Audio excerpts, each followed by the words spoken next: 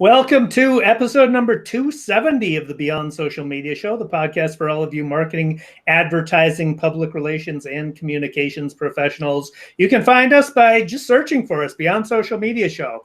You'll find our website and all our channels there. We are recording live on YouTube on June 3, 2019.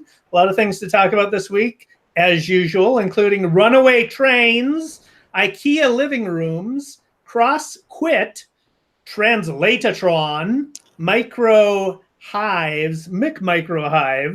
Gilmour's guitars, client blacklisting, Crisis of Cognition, PR legwork, digital antitrust, the NorthFace, listening limitations, and much, much more. And BL kicks it off with the best story of the week.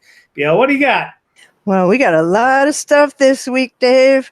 Well, I have, you just told me this is one of your favorite songs. Soul Asylum's Runaway Train back in 1993 was one of the first hit music videos that took up a cause. And that cause was finding lost children. And now to celebrate the 25th anniversary of the video and help the National Center for Missing and Exploited Children highlight the many missing children, there are something like 40,000 a year. It's an outrageous number who go missing. But in the initial video, they had real life footage of missing children, hoping that would lead to their discovery. And as the song rose up the charts, it got to number 5 on the Billboard Hot 100. It became a staple on MTV, and astoundingly, 21 of the 36 kids who were in that original video were found. Some of them had been missing for like a dozen years. So now, because it's 25 years later, the technology is so much different and better. The remake uses geolocation technology, and what it does is it turns the music video content into a search tool to find missing children in your area. So it doesn't show you kids in other parts of the country. It shows you kids who are missing from New York, which is really quite remarkable.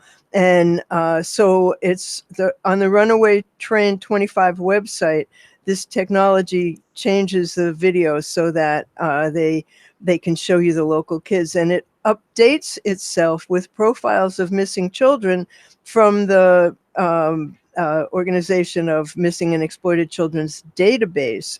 And then it's automatically available to share on Twitter and other social media platforms. And this release came out right ahead of National Missing Children's Day, which was May 25th.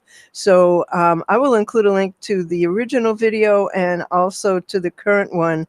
And you really have to see it. It's an incredible feat of technology, but also of social action.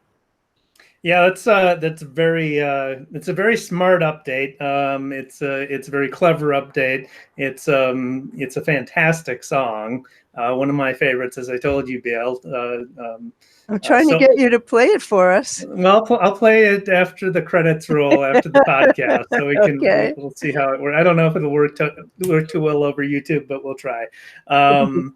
But yeah, it's a Soul Asylum, Minneapolis band, great Minneapolis band with many hits. But that was their most popular and most profound one too. It's a beautiful song, and I do an acoustic version of it. So my story is really cool. This is from IKEA, which they do some clever things. This came from Bored Panda.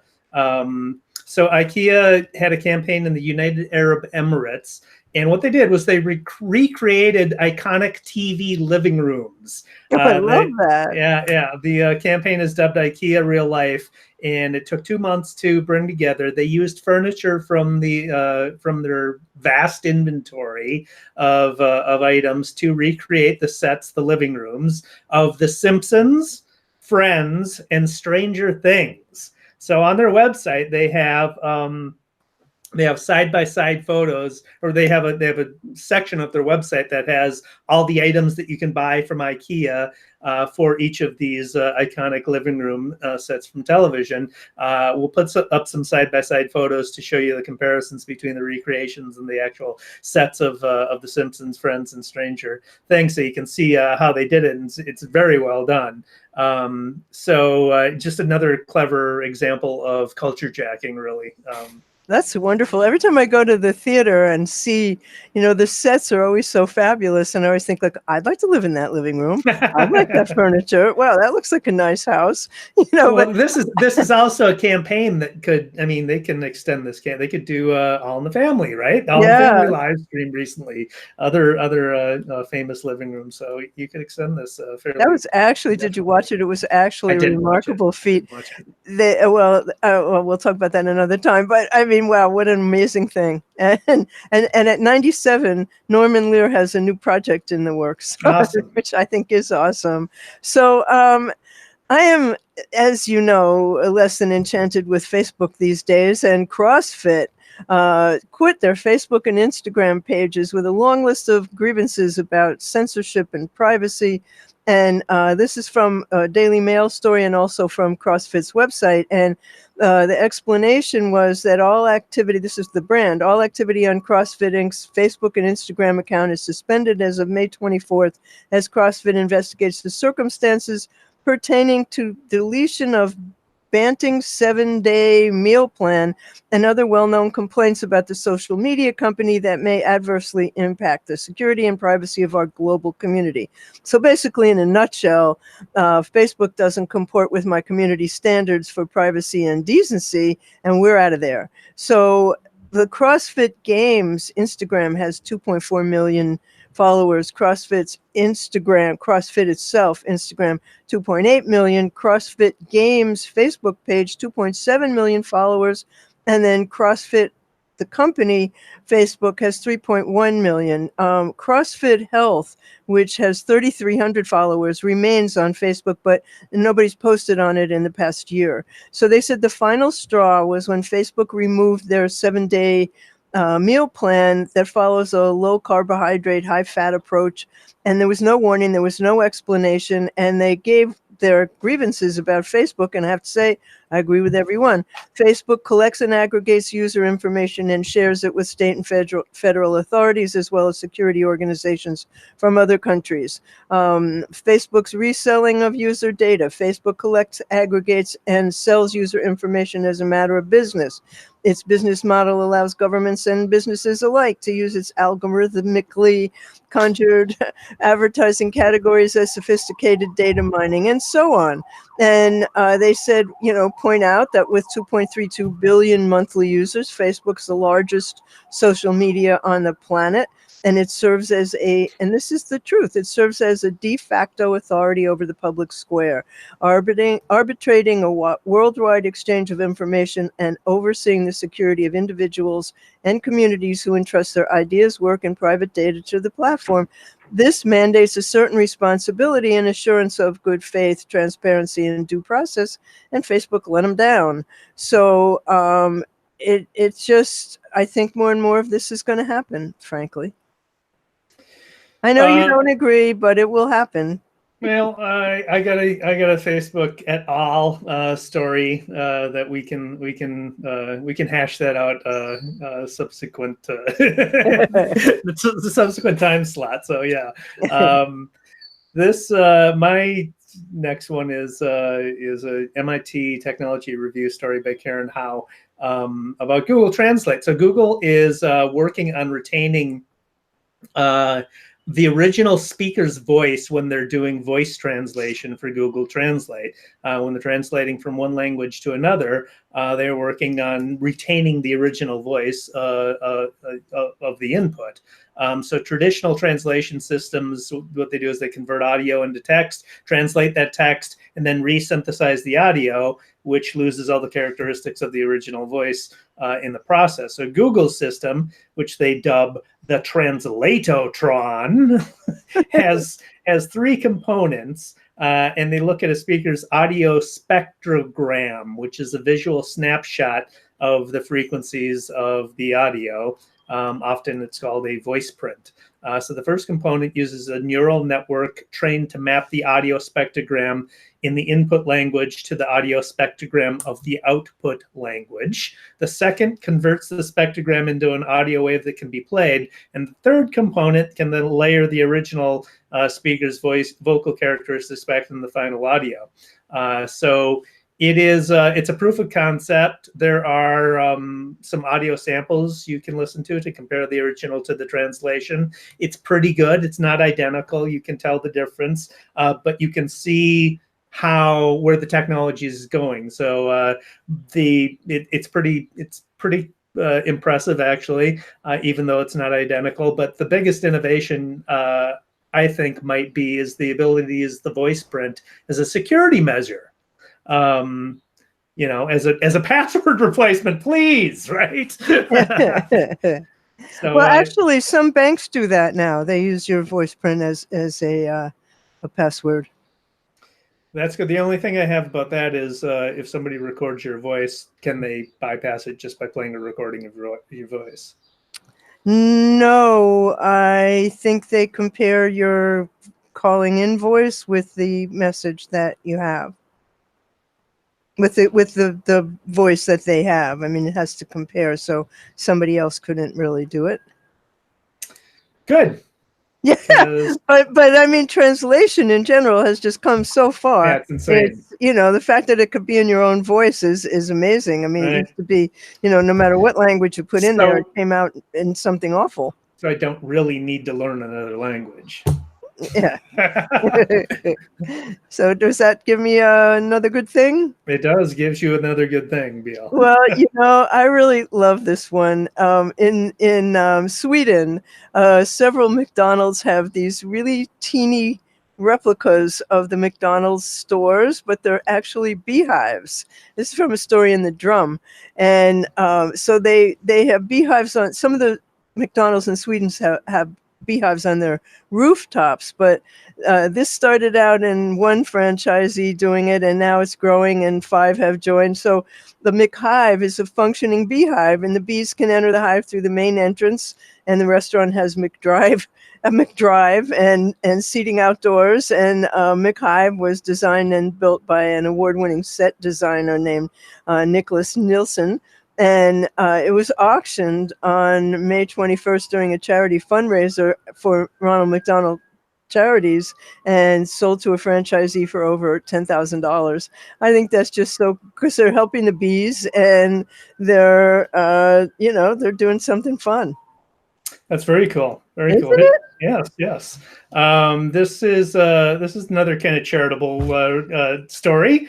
This is from Jambase's Emily Vanderweel about one of my favorite guitarists, David Gilmour, Pink Floyd's guitarist and vocalist, who is selling off his collection of 120 guitars for his charitable foundation. He has, in order to promote the sale of his guitars and the auctioning of his guitars, he is doing a 3-part podcast series.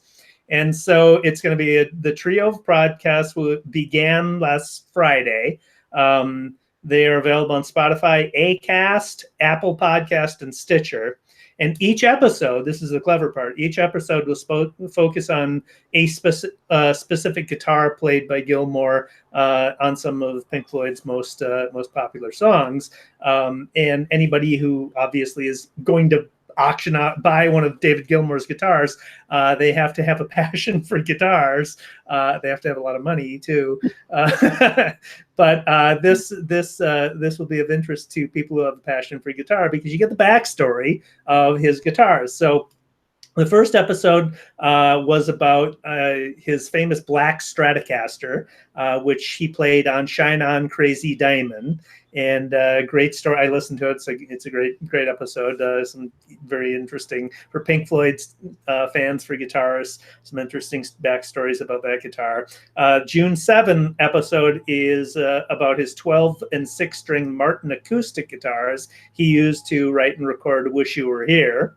And the final installment is on June 14, and it highlights his white 1954, and I just drool at this, 1954 Stratocaster with a serial number of 0001. Oh, wow. Which he used on Another Brick in the Wall, parts 2 and 3 on the Wall album, as well as on live performances. So his collection, BL, is going up for auction in New York on June 20. So go ahead. You can bid on some David Gilmour guitars. Maybe you can get one for me. Send me your money, honey. The auctioning of the guitars, the proceeds will benefit Gilmour's charity, which has benefited AIDS International, Amnesty International, cancer research, freedom from torture, penal reform, a bunch of other stuff. So it goes to a good cause. Now, the biggest question non-guitarists will ask is, why in the hell do you need 120 guitars? And there is an answer to that. It's very practical. One, my usual response was, you can't have enough guitars. I have 13. I don't have 120, but you can't have enough guitars, which is true. But Nico Case, It's true. Nico Case had the best response, and she said, my friend once told me that every new guitar has 10 new songs in it. There you go. That's all you need to know. Okay, well, I suggest that you should come to New York for the auction. That would be awesome. Because you could also go to the Metropolitan Museum to the rock and roll exhibit, which I sent you pictures of. And for me, after I looked at 20 guitars, I'd seen enough, like I was done. But and after I saw like a couple of drum sets and a couple of pianos, okay, great. I'm glad that was Chuck Berry's, and but that was enough. But I'm sure that's why I sent you the pictures, especially the one of Prince's guitar. Yeah, absolutely. But you should really come to New York and do the auction and the show. You'd have a great time. I'm sure I would. So this is a really interesting one. The Ackerman McQueen agency has had the NRA as a client, as their only client, for 38 years. And they apparently were reportedly paid $40 million in 2017.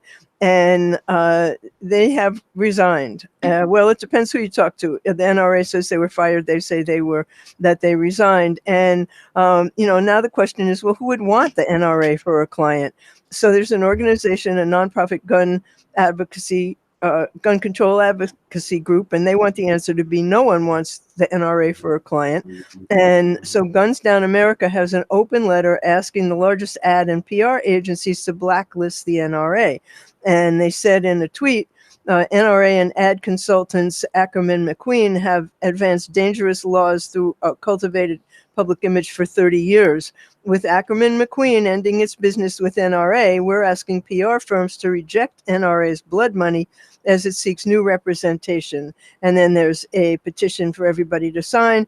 And several of the shops that they list as asking them to blackball them have done work for the Brady campaign and the Illinois Council Against Gun Violence, so it's not likely they're going to want them for a client anyway. But it's unclear whether any agency would want to have the public scrutiny that's going to come from being their client, except that I bet that I could name a firm that would take them. They were formerly known as Hell's PR Firm by Rachel Maddow, and there isn't anybody they would turn down, including the NRA. I'm quite sure of it, but time will tell. Yeah, they'll get an agency. I mean, they will. Of course they will. So $40 million a year. I don't think it's going to be that hard. Yeah. This is just a too long must read that I want to highlight. I'm going to read a passage from it, but we'll put a link to the show notes. It's really long, but it's worth every minute of it. This is from BuzzFeed's Jeff Jarvis, who is fantastic media critic, if nothing else. He's at BuzzFeed now? That's so cool. Not BuzzFeed. Sorry, Buzz Machine. I misspoke. Buzz Machine is his blog.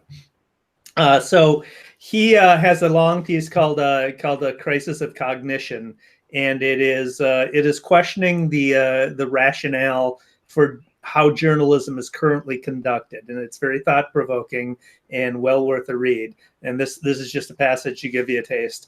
Journalism requires a different starting point, not getting and writing stories to fill a Gutenberg-era product called a publication, not convincing ourselves and our public that we can summarize and explain their world in the neat confines of text, not merely saying what happened today or will tomorrow. Instead, I want to imagine a journalism that begins with the problems we see and reaches across disciplines to seek solutions. you might expect me to turn to technology, but no, I'm looking to academic fields of study that have much to teach us about society we serve. Thus, a reimagined journalism would not act as a gatekeeper, but as a bridge. It's a great passage from it. It's a great, long story that you should read. So I'll just leave it at that, and we'll put a link to it in the show notes. He's a terrific journalist. Yeah, he really is. You know, he was at Newsweek, I think. He might still be there. Well, I don't have any more good news. Do you? I'm done. So this week, well, last week, I included a type of software in the shiny objects section of the show. And the publicist asked me, would I let her know when we ran it? And I'm a nice person, so I sent her a link to the blog post. And the blog post contains these show notes and links to everything we've discussed. Plus, it has a video replay of the show. And if you want to click on listen, you can listen to it there. So I sent her that link and to the show, and she emailed and said, could I please send a link to the tweet that I'd sent that link to her a few days earlier, because as I said, I'm a nice person, and a link to the video and the iTunes replay of the podcast. And I wrote back and said, you can find them yourself. And so here you go, dear PR people. Never do that. Why does this keep happening? Yeah. Yeah, I don't know what to say about that. So. Can you send me a link to the video? The video is in the blog post. It's at the top. Right under that is the audio. Yeah, I don't know. I mean, what are you going to say? I said, find it yourself. Yeah, exactly. I did not say find it yourself, bitch. I did not say, I just said you can find it yourself. I'm done. All right. So mine is this is both good and bad. So it depends on, I mean, it's both good and bad. And this is the social media companies are under scrutiny, intense scrutiny, not just from people complaining about them like you and I, but now federal agencies and Congress are looking into them. This is from a Wall Street Journal article by Brent Kendall and John D. McKinnon, who say today that the Federal Trade Commission is going to be leading any antitrust investigation into Facebook under an arrangement that gives the Justice Department chief oversight of Alphabet as the U.S. government gears up for scrutiny of the country's major tech companies over competition concerns. And then New York Times' Cecilia Kang reports that recent negotiations, the same thing. Justice Department is going to handle Apple and Google, and the Federal Trade Commission is going to take on Facebook and Amazon. And then lawmakers in the House on Monday said that they're looking into concerns that could lead to the first overhaul of antitrust rules in decades in a push to keep pace with the rapidly changing industry. So the social media companies are under scrutiny for regulators. It does appear that there's bipartisan concern over this. The question if it is political, and I'm sure plenty of it is. Forgive me for being very suspect about anything that coming out of the administration that's going to be even-handed. On the other hand, there's clearly antitrust stuff going on in some of these companies. There's the argument of them ruining our democracy. There's a lot of things that should be looked at. The question is, I don't know what the question is, but it's a huge development, I think, and it may take a long time to play out. But what are your thoughts, Bia? Well, number one, I think it's time to do something, but I've been saying for a long time, the tech companies need to step up and do it themselves. The last thing you want is the government involved in breaking up these companies. It's time for them to really take responsibility. And I go back to the interview that I did several months ago with J.T. Kosman, who said they have the tools, but the tools to make these things, to not violate your privacy, to not have these breaches, they're against the financial model of these things. And, what would you rather have? Google invade your privacy on every level of your life, or do you want to pay for Gmail and YouTube and Google? I think it probably will at some point come to we'll pay for it. It always seems to. But, it's time that something happened. I would prefer not to see the government be the ones to do it. I would like to see the tech companies sit down together and make some progress on how they can really deal with these issues. But nobody seems willing to do any of it. And it's going to be, we're going to be in Black Mirror land before you know it if we start letting the current administration into this, and probably there'll be the next two administrations also. So, there's so many reasons why so many different factions want to get their myths onto social media. And, is it ruining our democracy? I don't know, but my life has not been any different since I'm not on Facebook. So I don't think it's an absolute necessity in our everyday lives, but a lot of people do, and a lot of people are taking social media apps off their phone because we're in this state of alarm a lot, because of what we see online and how fast we see it and the reactions that we see. So the companies are absolutely invading our privacy, and something does need to be done. And last week I read an article about how to keep Google from tracking you, and I turned off a whole lot of things.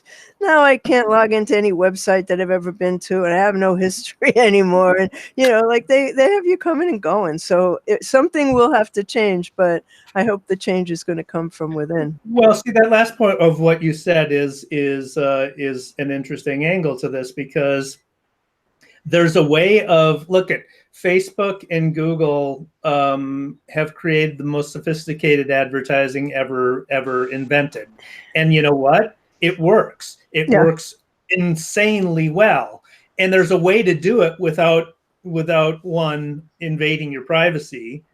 And I mean, you obviously have to give up your history of what you're doing in order for it to work that well. Yeah. But that doesn't mean that one you can protect the data so that there's no data breaches that give your entire history away, which Google, I think, has done a good job of it. I don't know about Facebook, but there's a way of doing it without invading your privacy. And go back to the bad old days of banner ads, or go to any trade publication website, and you have the most craptastic advertising ever. It is the worst experience ever because it takes forever to load, and it's completely irrelevant advertising to you because it knows nothing about you. So, there's a downside to cutting that off as well. I'm not saying, I don't know, I don't have an idea which is best or which is not, but definitely advertising has improved insanely well since the advent of social media targeting and search targeting as well. Yeah, but I think that, this era of it all being so open is going to be over. And that's just, so speaking of Google, we were going to do the show last night. And when I went to set it up, YouTube was down. And so where did I go? I went to Twitter. Is YouTube down? And there were already thousands of tweets, because I went there at about 4:30 and it went down, I guess, about an hour before. So Google was down, Google Docs, Google Drive, Gmail, Shopify, and other sites who use Snapchat, sites who depend on the Google Cloud. And, the amazing part is how much Shopify sites couldn't do any business. The amazing part is how much is affected when something like Google goes down. But more than that, how long it took to fix it. It wasn't back up until 8:30 last night. And they said, this is the good news, I guess. They said the outage was not caused by a cyber attack, which people were talking about on social media, and which I certainly thought. And at 7 p.m., Google said the issue was resolved for all users, but it wasn't. So, that was, I mean, don't they have redundant servers? Don't they have backups for this stuff? I don't get it.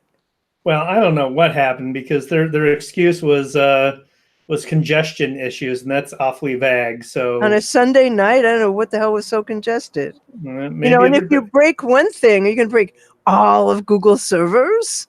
Well, what was released on Netflix recently? So that might have been it. I don't know. I don't know, but I mean, it was, it was pretty substantial, and it was mostly East Coast and Europe. Yeah, So, I didn't have any problems. So I was when you were texting me saying Google's down, I'm like, no, it's not. And then I looked at Twitter, and it is for some people.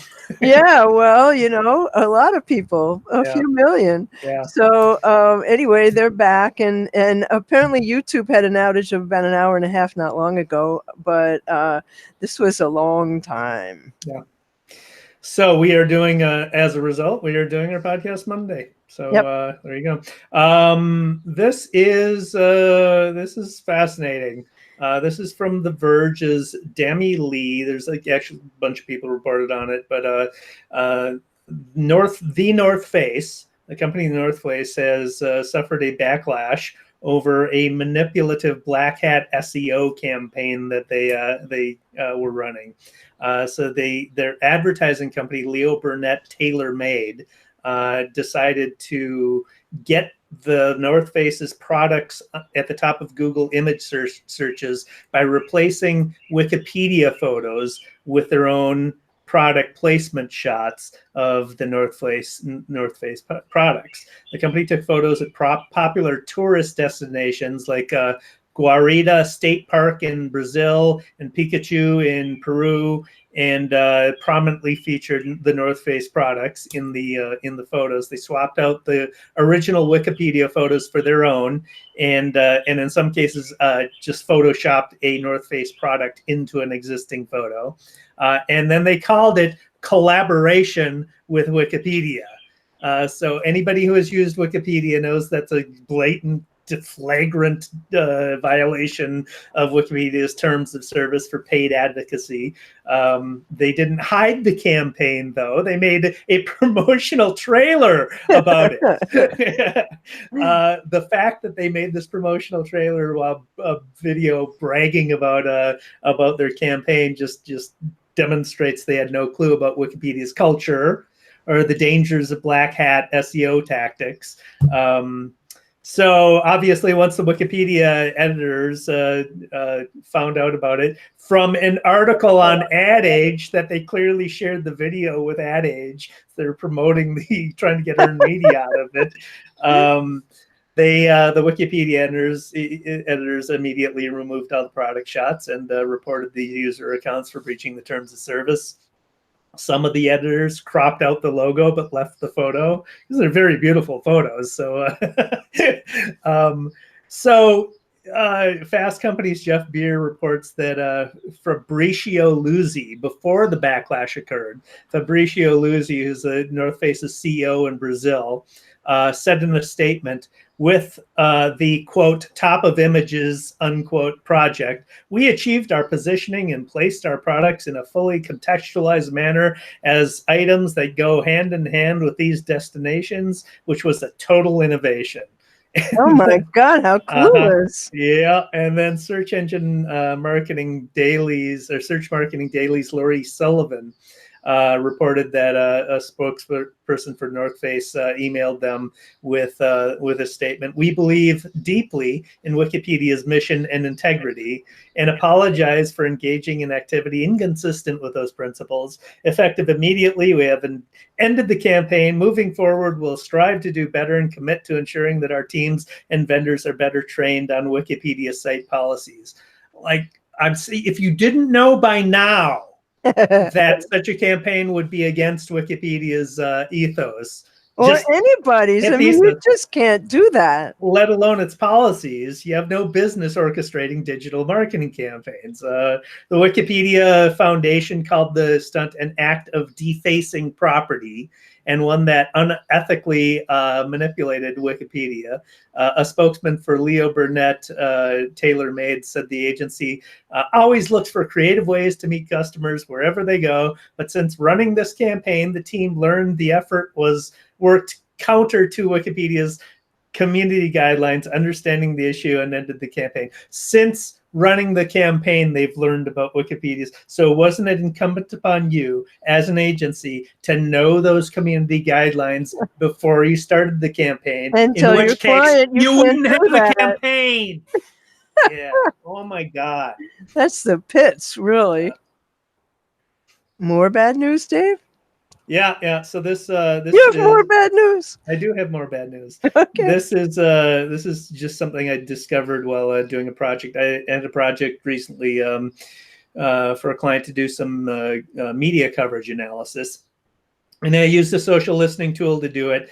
And what I did is collected and analyzed coverage of 4 major brands that international brands you'd recognize. I filtered out the social channels, forum conversations, online reviews, just everything but the news coverage. So I could just look at the news coverage. Then created word clouds to see the most frequently used language in the articles about each brand. 1 word cloud per brand. And for one of the brands, the word offer stood out prominently while it didn't appear for the other 3.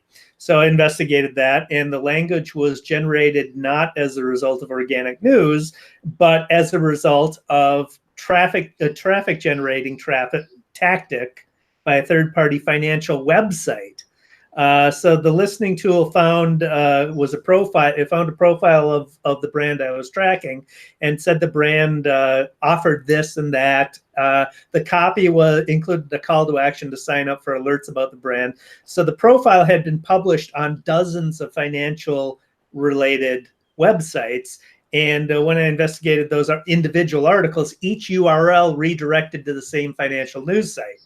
So what happened was they either placed native content with the purpose of getting email alert signups on all of these partner websites that published the profile, or it was a black hat SEO tactic to get citations and links back to the original financial site. Either way, it generated false positive mentions within this listening tool. So it's just something that I came across, which was fascinating to me. 1, for the tactic being used, but 2, the limitations of these tools. You need to really pay attention to what they're tracking, and sometimes you'll find stuff like this. So this is a cautionary tale. Well, we've come a long way. Back in the day, if you did PR, you got paper clips sent to you in an envelope. And Right. So this is definitely an advance, but, not the right one. That's funny. That's really funny. So I don't have more bad news, but I do have some apps. So there was an article in Tom's Guide, and it was the best iOS apps you're not using but should be. And the one that I liked there was Libby, which is a free app that you can borrow ebooks and audiobooks from participating libraries. You just sign in with your library card, which has a number on it, and then you can browse your library's digital media collection and search for titles, and you can set up holds, and you can borrow ebooks and audiobooks and return or extend a lend just as easily as you borrow. And you can preview books from the app, download borrowed titles, or stream them to your phone or your tablet if you prefer to save space. Really very cool. Very cool. Well, I have a kind of related one. Not really, but kind of. This is just a very clever idea. This is something called Podcast Brunch Club. And I don't know how I came across this, but I just came across this recently. It's a book club for podcasts, basically. It's the same idea of a book club, but it's for podcasts. It's a global group of podcast listeners who want to talk about what they're listening to. So there are in-person chapters in 60 plus cities across 6 continents.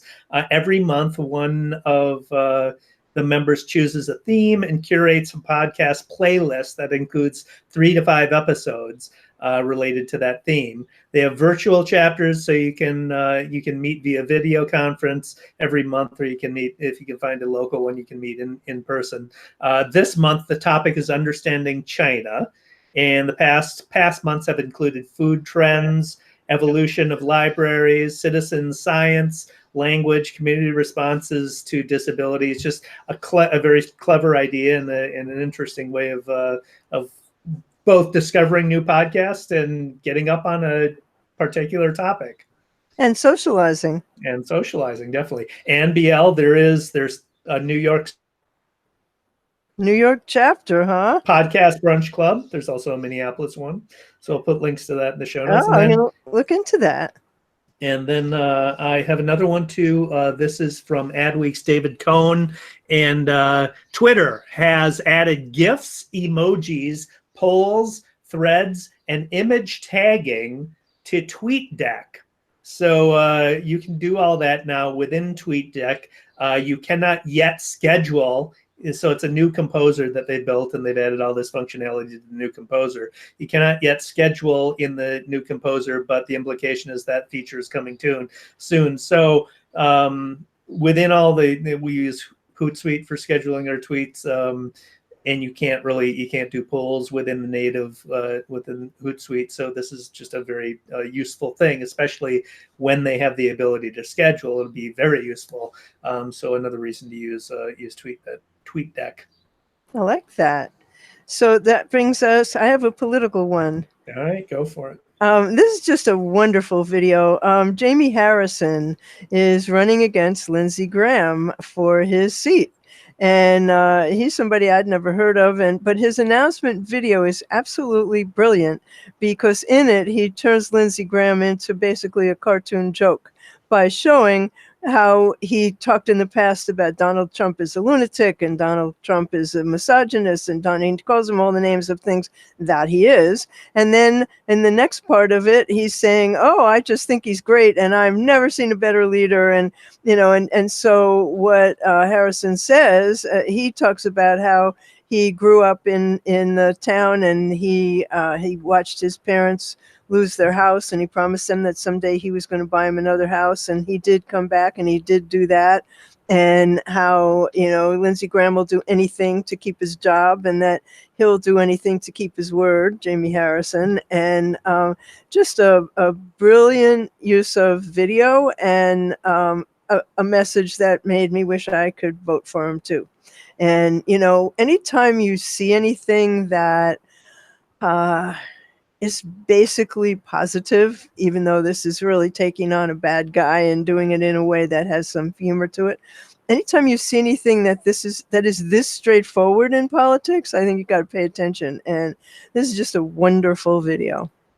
Yeah, that guy I think was the head of the Democratic Party in South Carolina. Yes, he was. He was. He's a very impressive guy. I think he's got a good chance of unseating the hypocrite. Really, yeah. We can only hope. Yeah. So let's wrap this up. B2B content metrics. So what content performance-related metrics do companies and B2B marketers worldwide currently use? The first and most prominent is page views, 57%, which is kind of surprising, kind of unsophisticated. Next is qualified leads at 56%, and then unique visitors at 52%. Downloads 50%, SEO rankings 47%, average session duration 44%. I was just surprised that page views I thought people might be, especially B2B marketers, would be a little bit more sophisticated than ranking that as the top one. So anyway, who did they ask? Who in the company did it say who they asked? It's B2B marketers. But they didn't say if they asked the tech people or the management people. I would think they're the CMO or whatever. I mean, somebody's got to, who should know better. Yes. Anyway, that brings us to the end of episode 270 of the Beyond Social Media Show. And if you want to find us anytime when we're not online, you just look up Beyond Social Media Show or ask your smart speaker to find us. And you'll find links to everything we talked about today, including a replay of the video and the audio on beyondsocialmediashow.com/270. And my co-host here is David Erickson, who is on Twitter, Erickson. He's on Instagram as DE Erickson, and he's on YouTube with eStrategy, and he blogs at eStrategyblog.com, which you should familiarize yourself with. He's got some great stuff there. I am BL Ochman, and I am on Twitter as What's Next. I am on What's Next blog, and I'm on YouTube, and I'm on Instagram, and I'm on LinkedIn. I'm everywhere you would expect me to be.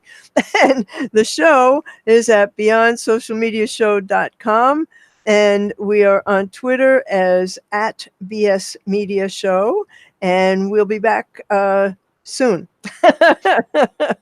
And thanks for watching today.